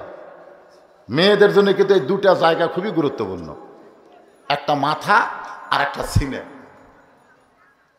এই যে ছেলেরা যে হইচই করতেছে ভাইজান, এই যে ছেলেরা হো হো করতেছে, না না করুক, অসুবিধা নেই, অসুবিধা করতে দেন, কোনো সমস্যা নেই। আপনারা তো আমার কথা বুঝতেছেন, ওরা হো হো বাড়ি করে দেন, অসুবিধা নেই। ওরা কি জন্য আছে সেটা আল্লাহ ধরবার পারতেছে না। আর ওরকে ডান কান্দের বাম কান্দের ফেরেস্তা তো বেকায়দাত পড়ে গেছে। শালাকের কান্দে থেকে আমরা লেখমো কিরে, কোরআনের ওয়াজ বাদ দিয়ে বেড়া ঘুরতেছে, এরা মানুষ না শয়তান। আল্লাহকে ধৈর্য ধরা থাক, সাইজ মতো মার হবি তোর, এখন কথা ঠিক না? যদি ফুলগুলো হয় অভিমানে ঝরে যায়, আমি মালা গেথে বলো কারে পরাবো, সে যে কেন এলো না, কিছু ভালো লাগে না, কবরে আসুক। আমার মাকে নিজের হাতে কবরে নামাই দিলাম, মায়ের দুইটা পায়ে চুমু দিলাম, আর চোখের পানি নিয়ে বললাম, মা তোমার মাকে, তোমার পাকে তুমি কি মনে করো আমি জানি না, আমি যত বড় হুজুর হই না কেন, তোমার পায়ের তলে আমার জান্নাত। কি মনে করতেছেন? কবরের মধ্যে নামাই দিয়ে মায়ের পায়ে চুমু খাইলাম। আমার বউকে বললাম, দুইটা কাপড় কেন বেশি দেওয়া হয়? মেয়েদের এই দুইটা জিনিসের গুরুত্ব বেশি, একটা হলো মাথা আর একটা হলো সিনা। সিনা মানে কি? বুক। সিনা মানে? আচ্ছা আপনারা বলেন তো, একটা যুবতী মেয়ে যদি রাস্তা দেওয়া যায়, পুরুষ মানুষ আগে কোন দিকে তাকায়? মুখ, বুক, মুখ, বুক। আর ওই বুকের উপর যদি অন্না থাকে তখন দেখবার চাও কেন হলো না রে, ঢাকা থসে রে, ঢাকা থসে, দেখবার চাও পারতেছে না। আর এখনকার পরিমণিরা তো এই অন্যায় এরকম ঘুরে এইরকম গেছে, পিছন দিকে গেছে, হায় হায়, সামনে মনে হয় হেডলাইট বার করে থসে। আর একটা হলো মাথা। সাধু বাড়ির মায়েদের বলতেছি, মা মাথার চুল যদি বেচা খান, মেয়েরা কিন্তু মাথার চুল বিক্রি করে, আপনাকে এলাকায় আছে কিনা? আমার নিজের গ্রামে দেখছি, লোক পলিথিনের বস্তা নিয়ে, কালো রঙের বস্তা নিয়ে বলতেছে, চুল চুল। আমি বের হলি মারলো দৌড়, এই থামছেন কিসের চুল? হুজুর আমার দোষ নাই, এরা বেঁচে আমি কিনে নিই। আমি বস্তা খুলে দেখলাম ভাই এক বস্তা মাথার চুল। কিভাবে নাও? 1 টাকার ওজনে 60 টাকা, কাঁচা 1 টাকার ওজনে চুল দিলে 60 টাকা। তাই বললাম 1 টাকা যদি না হয়, ভাই তাহলে বসেন, ওই চুল বসেন, আমি চুলের ব্যবস্থা করতেছি। তখন মুড়ে এক চিরুনি নিয়ে আসে, ওরই সামনেই চুল হাঁচা, ক্যার ক্যার করে খালি চুল ছেড়ে দেখেন তো ওজন হতো নাকি, আর একটু লাগবি ভাবি, দেরি করে আবার তুলতেছি, আবার মুড়িয়া চিরুনি মেরে চুল তুলে আর প্যারাশুট কিনে দেন, আপনার প্যারাশুট কিনে দেন, ওই চুল বেচা খায়। যে মাথার চুল স্বামীর জন্য, পরপুরুষের জন্য দেখা সম্পূর্ণ হারাম, আর সেই চুল লাড়িয়া চাড়িয়া আজকে ফেরওয়ালারা কিনতেছে। সাধু বাড়ির মায়েরা শোনেন, যদি আপনি মাথার চুল বেচা খান, আপনি জান্নাতে হলেও ওই মাথা লিয়া যাওয়ার পারবেন না, মাথা ছাড়া যাওয়া লাগবে। তাহলে মেয়েদের জন্য 5টা কাপড়, মরে গেলে 5টা কাপড়।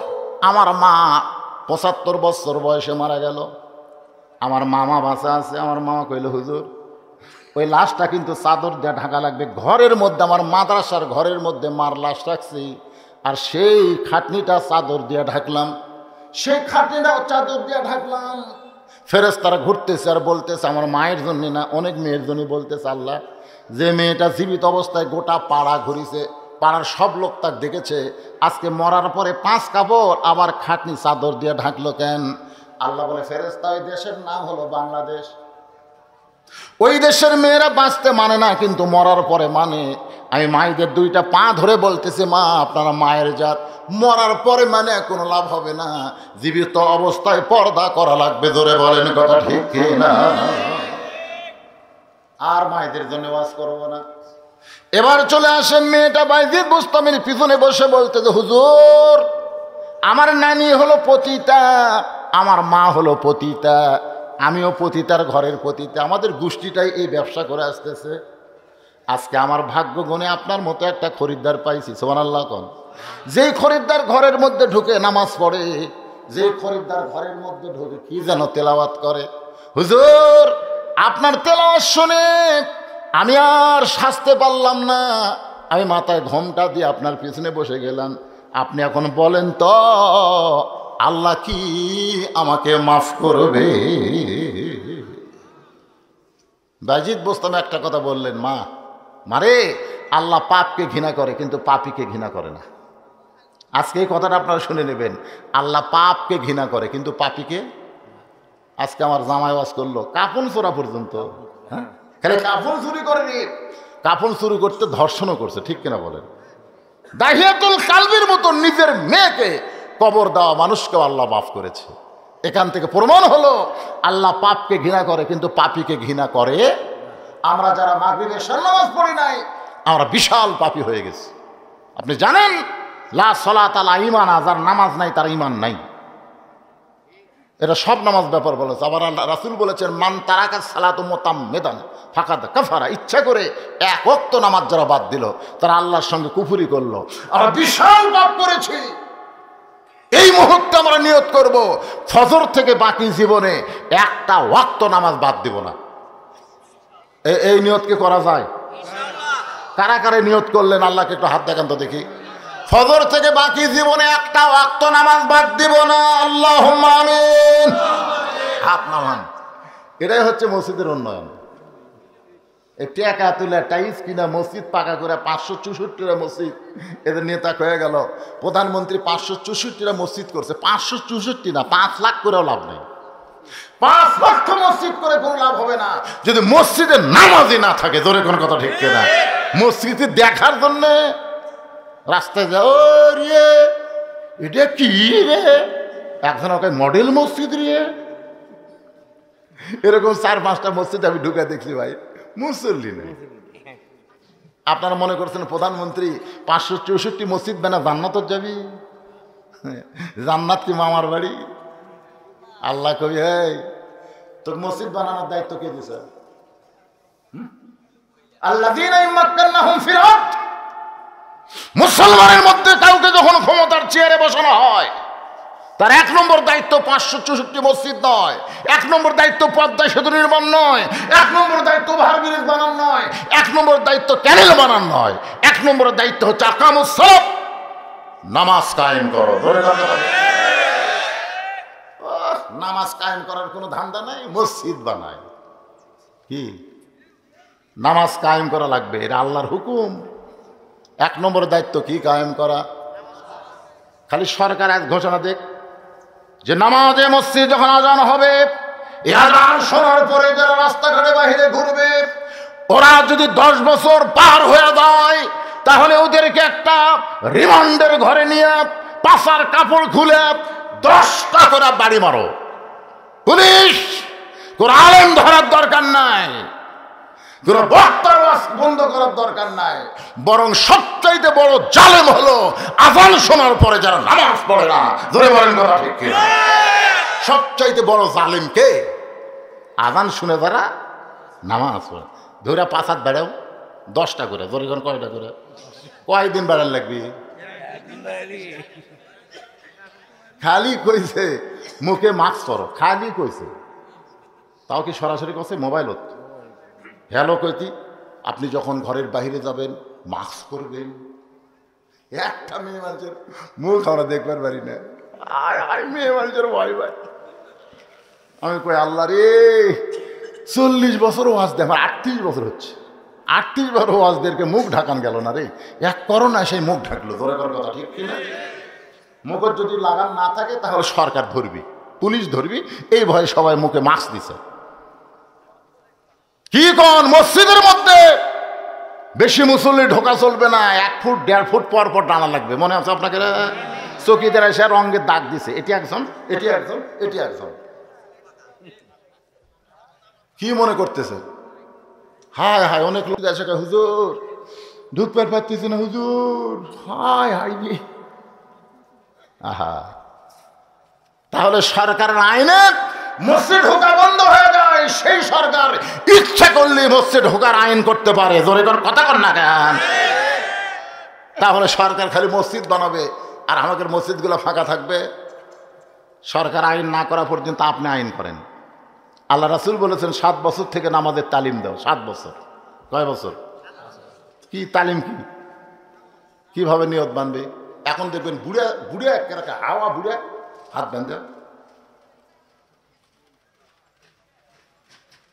মানে ওর বাপ ওর তালিম দেয়নি কিভাবে নিয়ত বান্ধা লাগবে, কিভাবে হাত বান্ধা লাগবে, কিভাবে রুকু করা লাগবে, কিভাবে সেজদা করা লাগবে।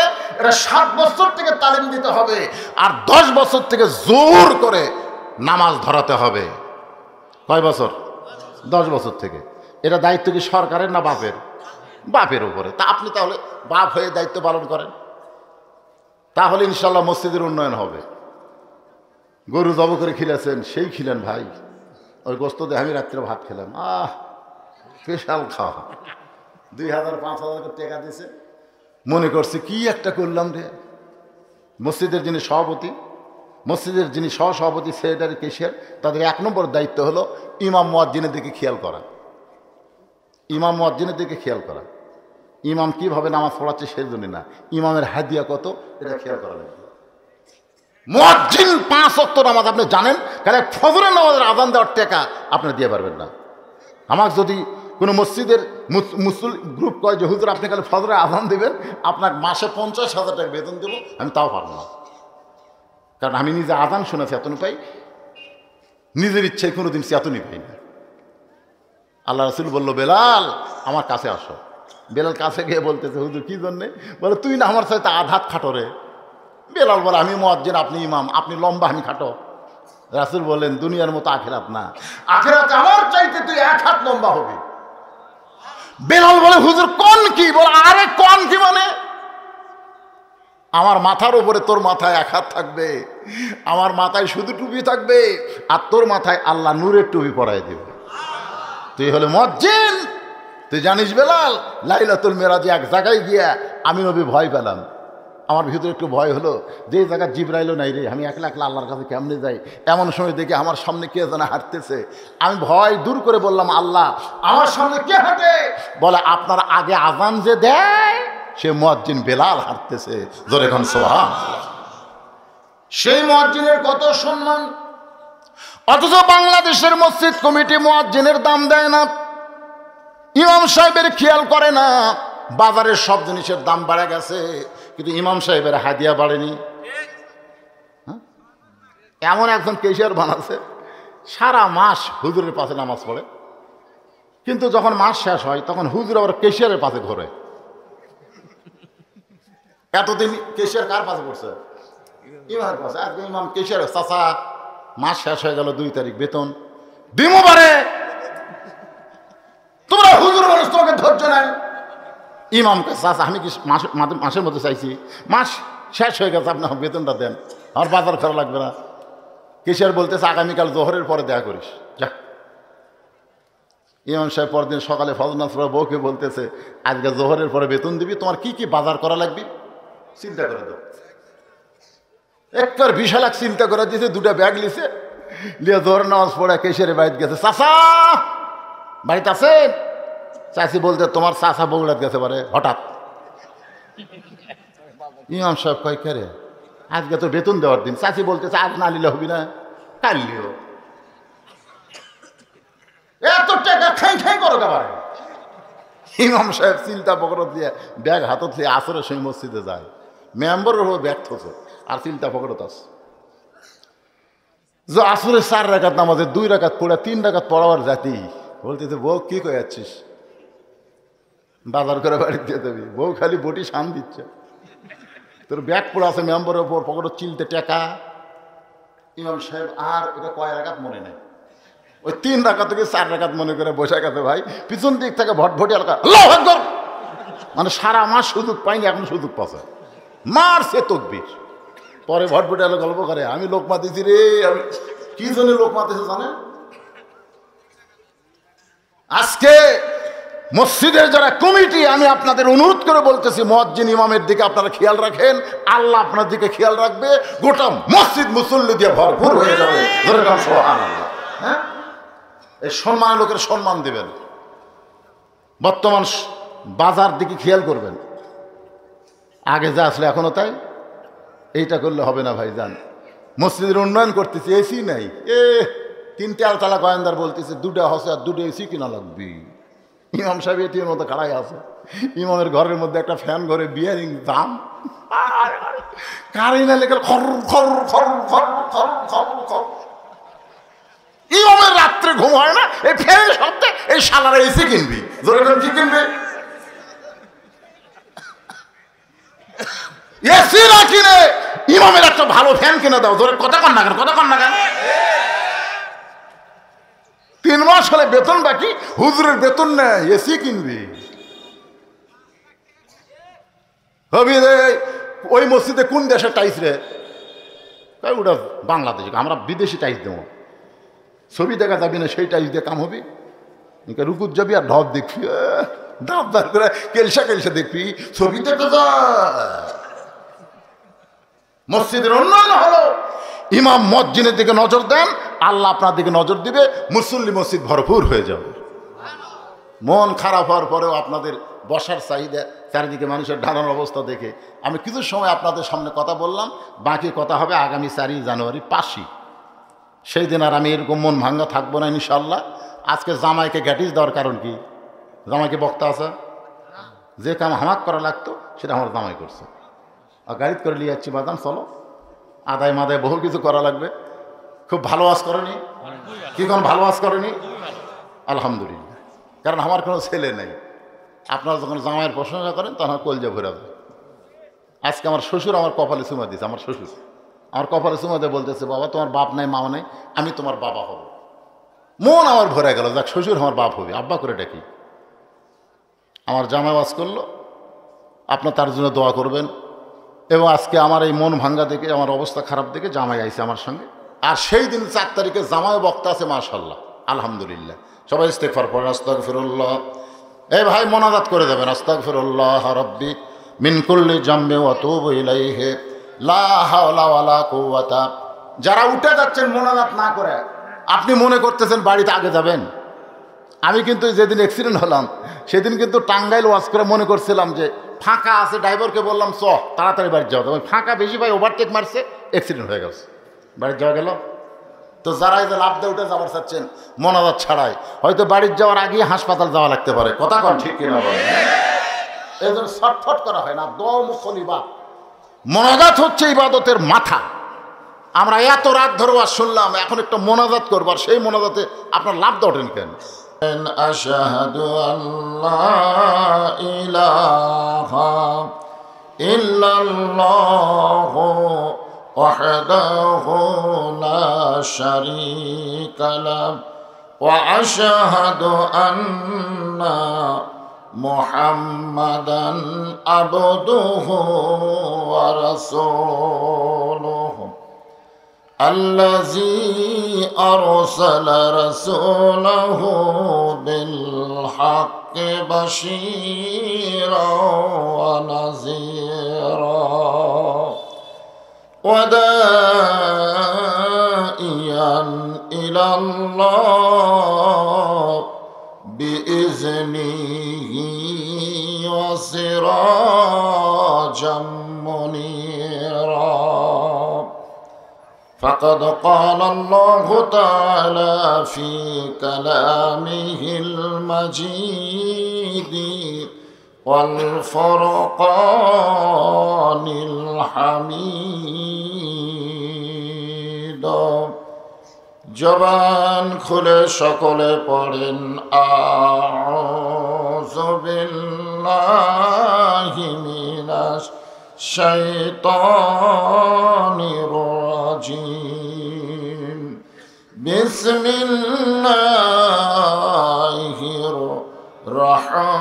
রহমানির রহিম। ইযা আসাবাতুহুম মুসিবাতুন قالوا إنا لله وإنا إليه راجعون إن الله وملائكته يصلون على النبي يا أيها الذين آمنوا صلوا عليه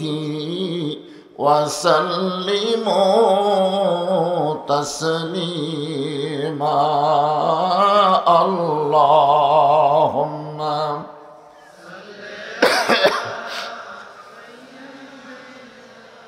مولانا محمد وعلى آل سيدنا شفيعنا مشرق حب محمد সকলে বলি সাল্লাল্লাহু मतलाए दीवानी माँ मतलाए खुर्शीद इश्क़ास सीनाए सोजाने माँ बलगल उला बिकमालिही कशफ़त दुजा बिजमालिही हसनत जमीओ खसालिही सल्लो अलैहि व आलिही अल्लाहुम्मा आमीन। জান্নাতের বাগান থেকে জান্নাতি মানুষদেরকে নিয়ে আমি গুনাহগার তোমার রহমতের দরজায় দুখানা হাত তুলেছি আল্লাহ। হাসরের ময়দানে জব্বার আর কাহার নামে রূপ নিয়া তুমি যখন বিচার শুরু করবে তোমার সামনে দাঁড়ায়া সমস্ত নবীরা নাফসি নাফসি বলে কাঁদতে থাকবে। এমন কঠিন অবস্থা হাসরে হবে, সেদিন সমস্ত নবী তার উম্মতকে ভুলে যাবে, শুধু বলবে আল্লাহ আমার কি হবে, আমার কি হবে। একমাত্র দরদি নবী শাফাতের কান্ডারি ইয়া রব্বি হাবলি উম্মতি বলে সেজদায় পড়ে যাবে। সেই কঠিন মুসিবতের দিনে আজকের এই মাহফিলকে ওসিলা করে আমাদের সবাইকে রাসূলের উম্মতের কাতারে আল্লাহ কবুল করে নিও। সুবহান রাব্বিকা রাব্বিল ইজ্জাতি আম্মা ইয়াসিফুন ওয়া সালামুন আলাল মুরসালিন ওয়ালহামদুলিল্লাহি রাব্বিল আলামিন। লা ইলাহা ইল্লাল্লাহ। যদি আপনারা বসতে পারেন, বসার মতো যদি পরিবেশ থাকে তাহলে সবাই বসার চেষ্টা করেন। লা ইলাহা ইল্লাল্লাহ।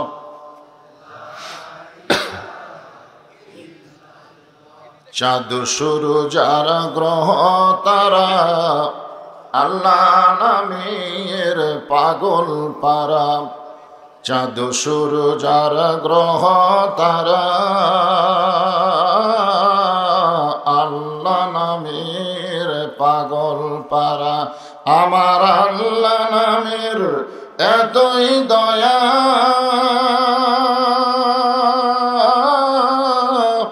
আল্লাহ নামের এতই মায়া, লুকিয়ে রাখছেন হে আল্লাহ জোরে লা ইলাহা ইল্লাল্লাহ। এই যে ভাই আমার দেখেন, ওই সাইড থেকে এসে আপনাদের মাঝখানে বসলো। আপনারা বলেন তো, উনি যখন আসলো তখন ওনার স্যান্ডেল কোথায়? হাতে, ঠিক না? ওই হাতটা কিন্তু আপনাদের মাথার উপর দিয়ে আসলো। তার মানে কি বুঝলেন? মাথার দাম বেশি না পায়ের দাম বেশি? এ কথা কয় না। তাহলে সেই পায়ের স্যান্ডেল আপনাদের মাথার উপর দিয়ে আসলো, তো এখন তো আসবেই, কারণ ওনারা যদি বসবার চায় মাঝখানে ফাঁকা দেখলে কি করবে? ওই স্যান্ডেল আপনাদের মাথার উপর দিয়ে আসবে। ওই মাথার উপর দিয়ে স্যান্ডেল না আনাতে আপনারা সবাই একটু জমে বসেন। এই যে মাঝখানে ফাঁকা ফাঁকা দেখা যায়, একটু জমে বসেন। গোটা পৃথিবীর মানচিত্রের সবচাইতে ঘন বসতি দেশ হলো বাংলাদেশ। এরপরেও 12 লক্ষ রোহিঙ্গা মুসলমানকে জায়গায় বাংলাদেশি দিছে। এখান থেকে প্রমাণ হলো জায়গা দেওয়ার অভ্যাস আমাদের আছে না নাই? কথা বলেন, আছে না নাই? তাহলে ওরা কি রোহিঙ্গা? ওরা তো আমাদেরই ভাই। ওদেরকে বসতে দেওয়ার জন্য একটু জমে বসেন, কষ্ট হলেও একটু জমে বসেন। খুব কষ্ট হবে না, কারণ শীতের রাত তো। আল্লাহর হস্তে একটু জমে বসেন আর জিকির করেন লা ইলাহা ইল্লাল্লাহ। পাহাড় পর্বত নদ নদী এ নামে গাহে নিরবধি। পাহাড় পর্বত নদ নদী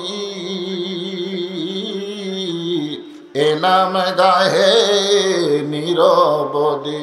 আমার আল্লাহ নামের এতই মধু,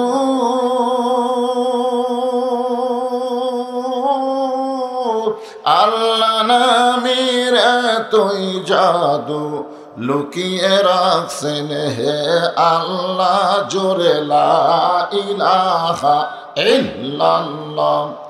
লা ইলাহা মহব্বতে লা ইলাহা ইল্লাল্লাহ। ইল্লাল্লাহু ইল্লাল্লাহ ইল্লাল্লাহু ইল্লাল্লাহ। লা ইলাহা ইল্লাল্লাহ। লা ইলাহা লা ইলাহা ইল্লাল্লাহু মুহাম্মাদুর রাসূলুল্লাহ। রাসূলের মহব্বতে জবান খুলে সকলে বলবো সাল্লাল্লাহু আলাইহি ওয়াসাল্লাম।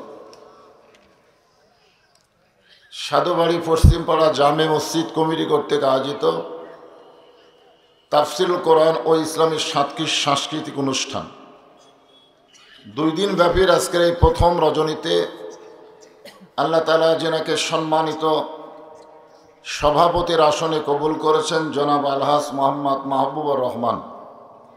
আজকের এই মাহফিলের সম্মানিত সভাপতিকে অন্তরের অন্তঃস্থল থেকে আমি শুভেচ্ছা জ্ঞাপন করছি। সম্মানিত সহসভাপতির আসনে আল্লাহ যিনাদেরকে কবুল করেছেন, আজকের এই মাহফিলের সম্মানিত প্রধান অতিথি জননেতা জনাব আলহাজ মোহাম্মদ মুজিবুর রহমান মজনু,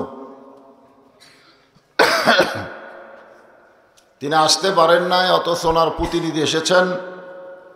তেনার পক্ষে বর্তমান সরকারের পক্ষে দোয়া চেয়েছেন। আমরা সবাই দোয়া করি, আল্লাহ কবুল করুন, জোরে করে আমিন। একটা বিষয়ে আমি খুব খুশি, সেটা হলো আজ থেকে 9 বছর আগে, কয় বছর, শেরপুর আমি 1 বছরে 35টা ওয়াজ করছিলাম। আপনাদের এক থানায় কয়টা? 35টা ওয়াজ করছিল। আমার শেরপুরের প্রতিটা গ্রামে ওয়াজ করছি, দিনে করছি, সন্ধ্যায় করছি, রাতে করছি। কিন্তু হঠাৎ করেই এই 9টা বছর আমাকে ওয়াজ করতে দেওয়া হয়নি। কিন্তু মজনু সাহেব যখনই আসতেছেন আর কি, এখনই এমপি হয়নি, ঠিক কিনা বলেন, তবে আসতেছেন, আমার কোনো মাহফিল আর কোনো সমস্যা নেই, আলহামদুলিল্লাহ। একাধারে শেরপুরে আমি মাহফিল করতেছি, আমার কলিজা থেকে একটা দোয়াই চলে আসতেছে, ধরে কোন ঠিক কিনা। অনেক দোয়া চাইতে হয় না, অন্তর থেকে চলে আসে। আজকের এই মাহফিলের সম্মানিত বিশেষ অতিথিবৃন্দ, সম্মানিত সুধীজন, সকলকে অন্তরের অন্তঃস্থল থেকে আমি শুভেচ্ছা জ্ঞাপন করছি। আমার সামনে বসা শেরপুরের পাগল পাড়া আল্লাহর বান্দা, আসলেই পাগল, যিনারা আমার সামনে বসে আছেন, জায়গা না পাওয়ার কারণে দাঁড়িয়ে আছেন, আমি আমার অন্তরের অন্তঃস্থল থেকে আপনাদের সবাইকে শুভেচ্ছা জ্ঞাপন করছি।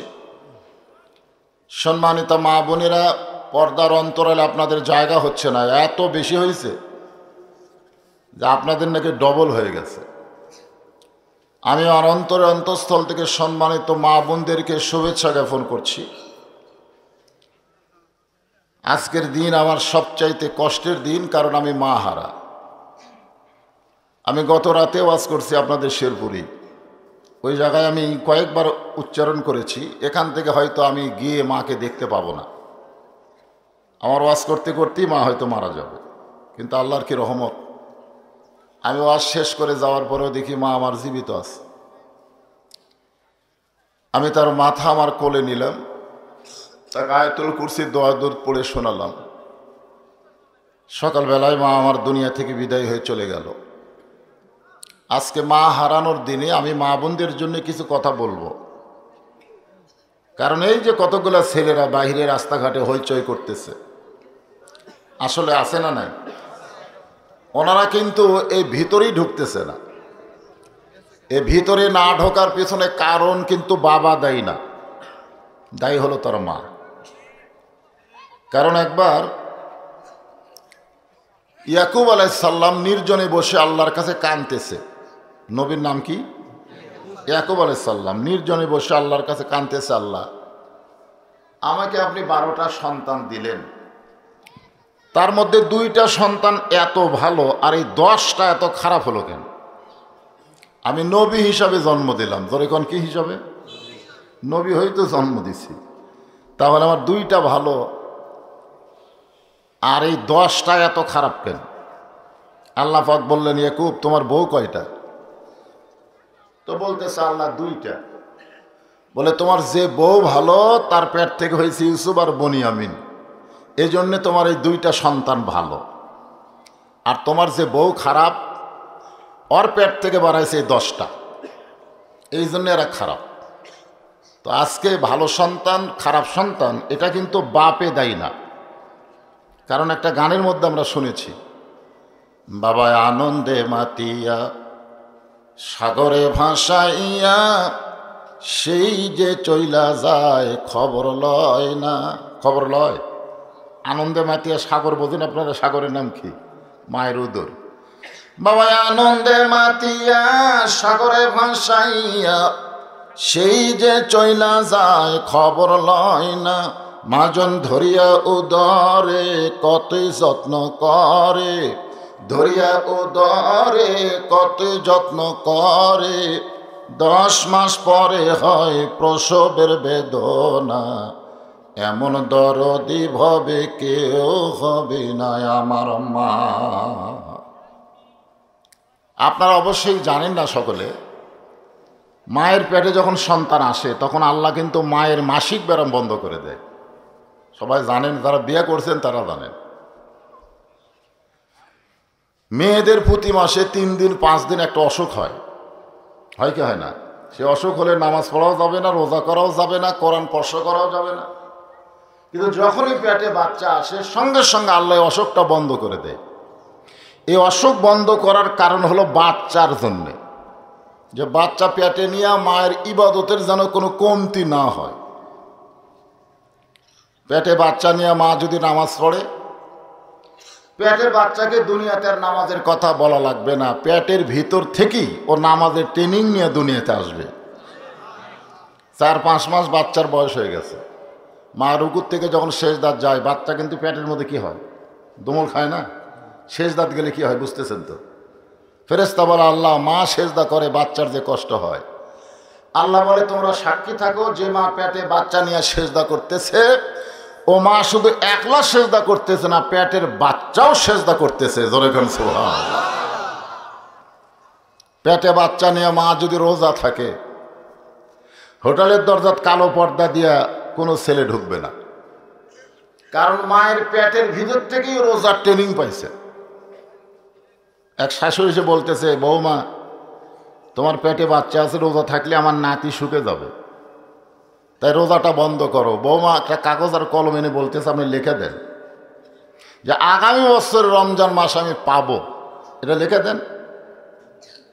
তো শাশুড়ি বলতেছে, আগামী রমজান পর্যন্ত বাঁচার গ্যারান্টি আমি দিতে পারবো না। তাহলে রমজান যখন পাইছি, পেটের বাচ্চার জন্য রোজা আমি ছাড়বো না, দরকার হলে শুকে মরে যাক, তারপরও রোজা রাখবো। আপনারা বলেন তো, মায়ের নারী দিয়ে কিন্তু পেটের বাচ্চার খাওয়া হয়, ঠিক কিনা বলেন? মা রোজা থাকে, পেটের বাচ্চা রোজাদার হয়ে যায়। আজকে যে বাচ্চারা বাহিরে ঘোরাফেরা করতেছে, হইচই করতেছে, কারণ কি? ও যখন মায়ের পেটে ছিল তখন মা গোটা পাড়া ঘুরেছে, হইচই করছে, ও পেটের ভিতর থেকেই এইভাবেই দুনিয়াতে চলে আসছে।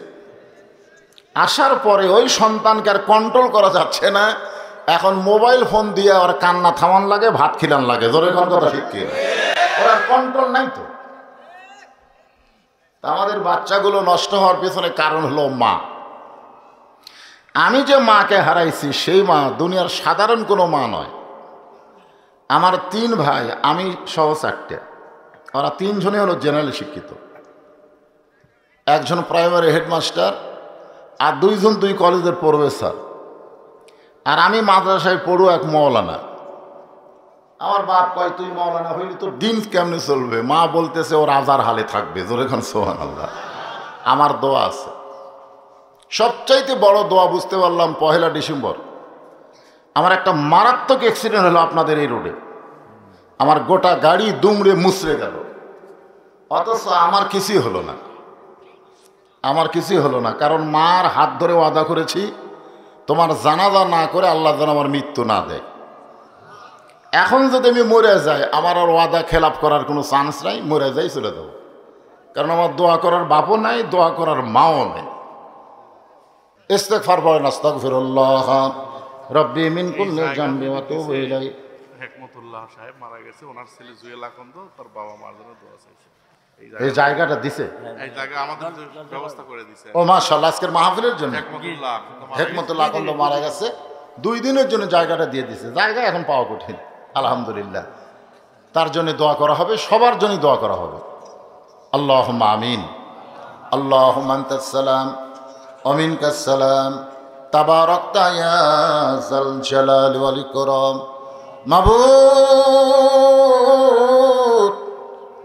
মাগরিবের নামাজের পর থেকে রাত 12:30 পার হয়ে গেল, এ দীর্ঘ সময় পর্যন্ত তোমার পাগল বান্দা বান্দিরা আরামের বাড়ি ঘুমকে বাদ দিয়া কোরআন হাদিসের মহব্বত কলিজার মধ্যে নিয়ে এই জান্নাতের বাগানে বসে বসে কোরআন হাদিসের আলোচনা শোনার শেষে আমি গুনাহগারের সঙ্গে রহমতের দরজায় ফকির হয়ে দোকানা হাত তুলেছে।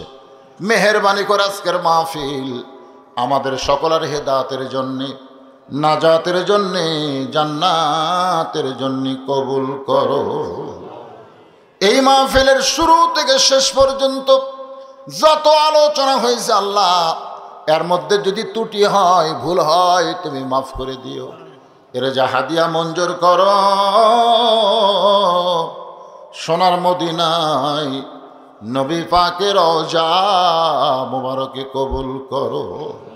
তামাম আম্বিয়ায়ে কেরাম, আসহাবে কেরাম, তাবিঈন কেরাম, তাবা তাবিঈন কেরাম, তাম পৃথিবীর মাটির নিচে যত মুমিন মুমিনা শুয়ে আছে আল্লাহ, সকলে আরওয়াহ পরে হাদিয়া কবুল করো। মাবুদ, আমরা যারা হাত তুলেছি, আমাদের মধ্যে জনম দুঃখনী মা যাদের কবরে চলে গেছে, বহুদিন বউকে বলেছিলাম ওয়াজ করে বাড়ি আসবো, তুমি চেতন থেকো। কোনোদিন দেখলাম না, আমার যাওয়ার অপেক্ষায় আমার বউটা চেতন আছে। মা আমার যে ঘরে ঘুমায়, ওই ঘরের জানলার পাশ দিয়ে হেঁটে যায়, আমার জুতার শব্দে মা বলে, বাজান আমি ঘুমাই নাই। আল্লাহ, মায়ের পা ধরে বললাম, মা আপনার কি কোনোদিন ঘুম হয় না? মা বলে, পাগল ছেলে, ওয়াজ করে বাড়ি আসবি। এইটা জানার পরে মা কোনোদিন ঘুমাতে পারে না। আজকে সেই মা যাদের কবরে চলে গেছে। মাবুদ গো, এতদিন মায়ের দোয়া করতাম, কিন্তু মা হারানোর বেদনা আমি বুঝতে পারতাম না। কিন্তু এই মুহূর্ত থেকে বুঝতেছি, মায়ের মতন আপন কেহ নাই রে দুনিয়ায়। মা জননী নাই রে যাহার, মা জননী নাই রে যাহার, এই দুনিয়ায় তাহার কেহ নাই। মায়ের মতন আপন কেহ নাই রে দুনিয়া। আল্লাহ তাআলা বাবা যাদের দুনিয়া থেকে চলে গেছে, এতদিন জানতাম বাবা মরে গেলে কি হবে, মা তো আছে। আজকে দেখতেছি বাবাও নাই, মাও নাই। আল্লাহ যাদের বাপ অন্ধকার কবরে, দোয়া করি আল্লাহ তাদের কবরকে জান্নাতের টুকরা বানায় দাও। আল্লাহ সাধু বাড়ির জামে মসজিদকে কিয়ামত পর্যন্ত কবুল করো। এই মসজিদের উন্নয়ন কল্পে হাজার হাজার টাকা যারা দান করেছে, এমনকি ব্যাগের মধ্যে রুমালের মধ্যে 10টা টাকা হলেও যারা দান করে দিল, আল্লাহ সকলের দানগুলোকে জান্নাতের বিনিময় হিসাবে কবুল করে না। আজকের মাহফিলের সম্মানিত সভাপতিকে আল্লাহ তুমি কবুল করো, সহসভাপতিদের কবুল করো।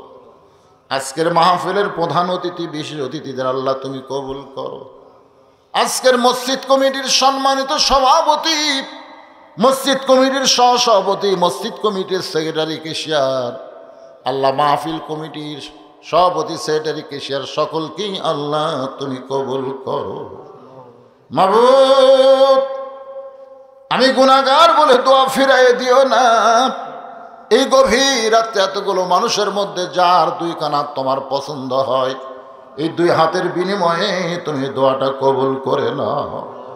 আল্লাহ জায়গা যিনি দিয়েছেন 2 দিন ভাবে মাহফিল করার, কবরে চলে গেছে, তোমার জান্নাতের বাগান করার জায়গা দেওয়ার কারণে তুমি তার কবরটাকে জান্নাতের বাগান কবুল করো।